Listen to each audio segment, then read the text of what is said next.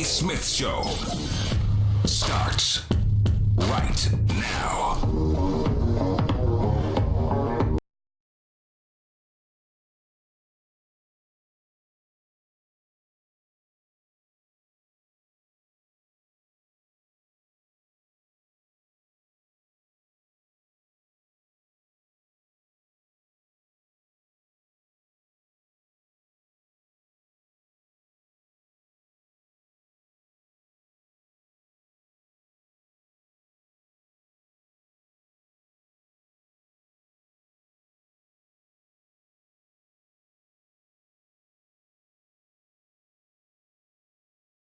For the Stephen A. Smith Show, coming at you over the airways of ESPN Radio and ESPN News, ESPN Radio on Sirius XM Channel 80 as well.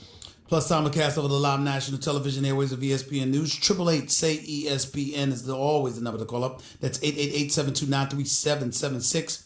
Share the beauty of the spring season with 1-800-Flowers exclusive 30 for 30 offer. 30 assorted tulips for just $30. To order 30 stunning assorted tulips for only $30, go to 1-800-Flowers.com/ESPN. ESPN Radio is presented by Progressive's Home Insurance as well. Get your quote at Progressive.com today.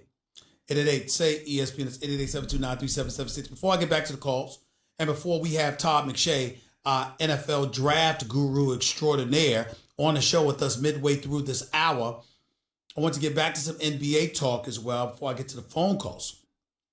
I want to start it off by talking about Brian Windhorst, our NBA analyst and insider for ESPN, wrote a very, very interesting column today. It's on the page of ESPN.com. He's a senior writer for ESPN, and he wrote an article, and it says Windhorst, as in Brian Windhorst. He said Windhorst's handbook for coaching LeBron James.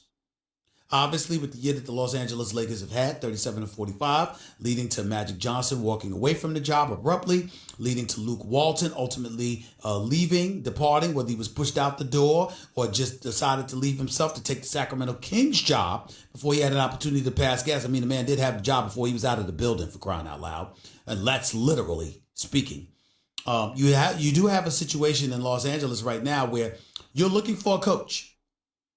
And in my opinion, let me be very, very clear. I am not advocating that Rob Pelinka be fired. I want to make sure, because I think sometimes people can misconstrue these things. Under no circumstances am I advocating for Rob Pelinka to be fired.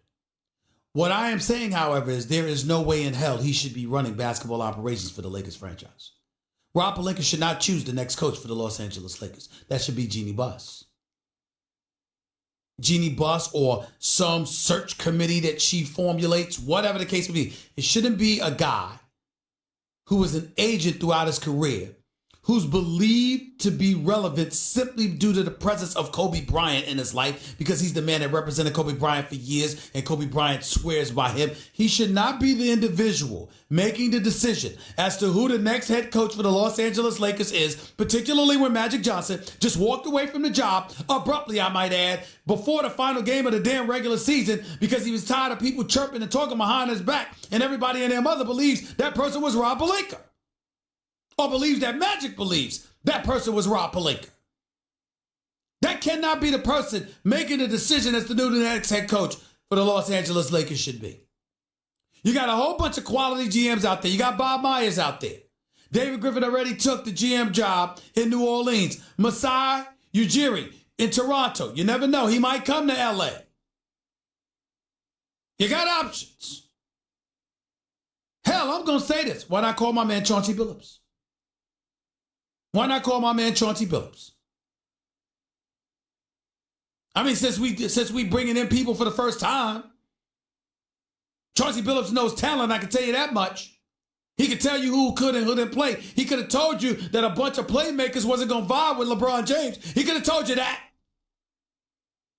He could have told you don't lose Julius Randle because you don't have $9 million. He could have told you there's no way in hell you hold on to Brandon Ingram just to and avoid getting Paul George. He could do that. Or you go to route of Joe Dumars, who hasn't had a job in the NBA in years, who guided the Detroit Pistons to 6 consecutive Eastern Conference Finals appearances and back-to-back appearances in the NBA Finals. You could do that. if Troy Weaver, the assistant to Sam Presti in Oklahoma City, doesn't get the Washington Wizards job, and I believe he will if he hasn't already, if I remember correctly, the bottom line is call him. What the hell? But I digress.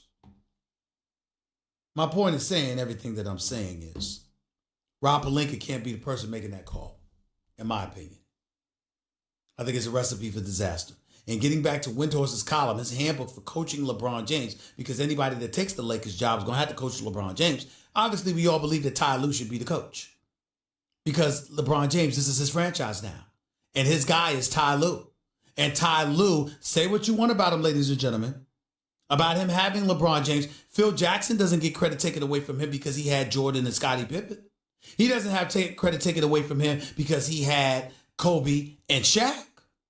Why should Ty Lue have credit taken away from him because he coached LeBron James? Ty Lue is the guy that got on LeBron James' face in Game 7 when they upset the Golden State Warriors and told him you wasn't doing enough. Ty Lue is that guy that jumped on him. Ty Lue is that individual that has coached LeBron James to 3 consecutive trips to the NBA Finals. And oh, by the way, let me take it a step further. Y'all ever heard the name Becky Hammond? I know you have.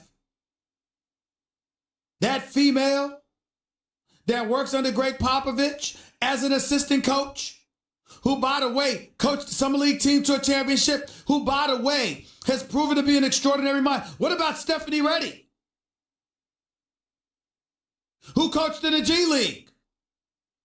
And she's incredibly knowledgeable about basketball. We got her in broadcasting. She's more than qualified. Jeannie Buss, you really want to take one for the team? You really want to be a trailblazer? Nobody questions the business acumen of Jeannie Buss. How about getting a female in there with the basketball acumen? I like Becky Hammond. And I believe in Greg Popovich. And if he recommends somebody, I'm going to take it seriously. Any man that's won 5 rings, any man that's guided a franchise to 22 consecutive playoff appearances, I'm going to listen to that man. I'm going to think he knows a thing or two about what he's talking about. And I think when you look at somebody like a Becky Hammond, can't ignore what she brings to the table. Her, the Nancy Liebermans of the world, and people like that throughout the years. Phenomenal basketball minds. Hey, John, do me a favor and get that sound for me from the coach of Notre Dame, the women's basketball team at Notre Dame from a couple of weeks ago before the NCAA tournament expired. And what she said about women. I can't believe that I'm the one sitting here sticking out my chest, coming to the defense of the brilliancy of a lot of women. I can't believe it. But since I feel the need to do so, because none of you out there are doing it enough, listen to what Coach McGraw at Notre Dame had to say during the NCAA tournament. Take it away, Kat. Play this. I'm getting tired of the novelty of the first female governor of this state, the first female African-American mayor of this city. When is it going to become the norm instead of the exception? How are these young women looking up and seeing someone that looks like them, preparing them for the future? We don't have enough female role models. We don't have enough visible women leaders. We don't have enough women in power. Girls are socialized to know when they come out, gender roles are already set. Men run the world. Men have the power. Men make the decisions. It's always the men that is the stronger one. And when these girls are coming out, who are they looking up to tell them that that's not the way it has to be? And where better to do that than in sports? All these millions of girls that play sports across the country, they could come out every day, and we're teaching them great things about life skills. But wouldn't it be great if we could teach them to watch how women lead? This is a path for you to take to get to the point where in this country, we have 50% of women in power. We have right now, less than 5% of women are CEOs of Fortune 500 companies. So yes, when you look at men's basketball and 99% of the jobs go to men, why shouldn't 100 or 99% of the jobs in women's basketball go to women? Maybe it's because we only have 10% women athletic directors in Division I. People hire people who look like them. And that's the problem. Amen. Now, I want to be very, very clear. I want to reiterate and regurgitate the point that I made a couple of weeks ago. Under no circumstances, and I understand that women have it very, very hard because there is definitely inequality. But I don't want to hear anybody in America tell me that the road has been tougher for folks than it's been tougher for black men. I don't want to hear it. I'm not even listening to it. I don't have any statistical information in front of me. I don't give a damn. I'm living it. Every black person I know is living it. The fragmentation of the black family, one could argue, could be attributed to the lack of opportunities according to black men. Because if you're a man and you're going home and there's a struggle in taking care of your family, it can lead to fragmentation. So I'm never going to sit up there and tell you that anybody has been ostracized more than black men. You have folks in the black community. And again, I don't have any statistical information in front of me, but you have folks in the black community who talk about how, when you talk about affirmative action, the biggest beneficiary of affirmative action has been white women. Because they were labeled a minority. You have people that actually say that. But I'm not trying to get into that point because here's my issue.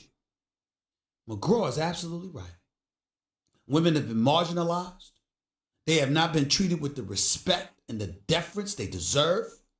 And the most profound point that she made that I wholeheartedly agree with. If 99%, if 100% of the men in male college basketball are coaches, how come the same isn't applicable to women coaching women's college basketball? She is 1,000% right. I am a proponent, a personal proponent. I can't believe that I'm engaging publicly in gender bias, but I will. I do not believe men should be coaching female basketball before the females. Why? Because we have enough opportunities. Football, basketball, it doesn't matter what, tennis, I don't give a cup, whatever sport you want to, it's male dominated. All of these sports that exist that are male dominated in populace is also male dominated in coaching. Why the hell do you need a man to coach women's basketball with all of these qualified, brilliant female minds in the sport of basketball out there? Why do you need a man coaching that? It's unfair. It's flat out flagrantly unfair. Should be a 50-50 split. Should be a 60-40 split. As far as I'm concerned, males coaching female sports should be an aberration. Women should be coaching the females, since men get to coach the men. And if you want to sit up there and say, then the men should be coaching the men, then you should be the first one standing up and saying a woman should be coaching men. Stephanie Reddy's qualified. Becky Hammon's qualified. Why are they not coaching? I'm talking head coaching on the NBA level. Why not?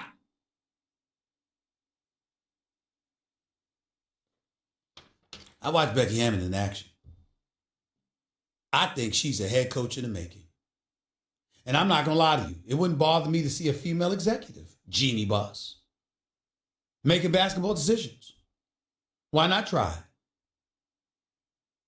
Ain't a damn thing else worked for you over the last 6 years. Might as well try. But getting back to Brian Windhorst's column, he highlighted the 5 things. When it comes to coaching LeBron James, here's what you got to do. He talked about all of these things. It's his handbook. Talked about coming in with a game plan. His first thing was understand the art of influence without ownership. Because you got to be able to influence LeBron James, even if you're not an owner. Have his respect when you walk in the room, because if you don't have it, you ain't going to get it. Even though Miami Heat coach Eric Spoelstra earned it, but it took him years to earn that respect. Have a game plan. Hold LeBron accountable and be ready for him to push back, which Tyronn Lue can speak about better than anybody. And this is the biggest one for me. Be ready for passive-aggressive behavior. LeBron is just as effective with what he doesn't say than what he does say. LeBron is not the kind, no matter what you see on the shop while he's hanging out with the fellas. LeBron ain't the kind of person to get in people's face and want confrontation. That's not who he is. That's not how he rolls. But he's got his folks out there that'll do it for him. A whisper here, a nod there, instructions here or there. And he leaves himself wiggle room to have plausible deniability. Oh, that was them. I had nothing to do with it. When he always has something to do with it. So be ready for the passive-aggressive behavior because that's how he prefers to roll. 888-SAY-ESPN. It's 888-729-3776. Let's get back to the phones. Chris, you're live with Stephen A. Go ahead. Hey, I want to start by saying, first of all, good afternoon, Stephen A. Good afternoon. Go ahead. And second of all, man, I just would like to just thank you, man, because today you've been on fire talking about all the issues with the Lakers and there should be more women in coaching. I totally 100% agree with that. Now, I do want to say I agree with you 100% about Tyronn Lue being the next Lakers coach. He would most definitely fit in, man. He would most definitely fit in. That's pretty much all I have to say. I don't think it can be denied. You're doing a great job, especially specifically today. I really appreciate that. I hope Kobe, Jenny Buss, all the executives are listening to you today about those Lakers. Thank you, man. Appreciate the call. Andrew, you're live with Stephen A. Talk to me. Andrew. Yeah. Turn off that noise. Turn off that noise in the background so we only hear you. Go ahead. All right. I just want to say I completely agree with you on Ty Lue, but I agree that he should come there, but for the reason that I believe that he is one person that can reunite him and Kyrie Irving in L.A. Right. Kyrie Irving has expressed that he has interest in coming and talking with L.A., and I think that L.A. needs to lock down Ty Lue immediately. Only thing, hold on. Here's my problem. All of y'all bring up that Kyrie Irving left Cleveland in the first place, and he left LeBron James. Who was coaching at that time? Ty Lue. There you go. So what would make you think that Ty Lue could help that? Why hasn't anybody brought up the notion he could potentially hurt it? I'm not saying that's true. I'm saying how come no one has asked that question? Because we don't know. Okay, I don't feel like Kyrie left Cleveland because of Ty Lue in the first place. No, what I'm saying is he left because of LeBron, and he left because of the circumstances surrounding LeBron and his dominion over the franchise in Cleveland because he wanted his own. My point is that clearly Ty Lue did little to nothing to alleviate that concern for a guy like Kyrie Irving. So what would make you think that Kyrie Irving would be helped in terms of a push towards LA by Tyronn Lue? Well, because he could sit them down and say, look, we've done this before. We've been down this road before. We've done some things that have been wrong. Okay. We've done some things that have been right.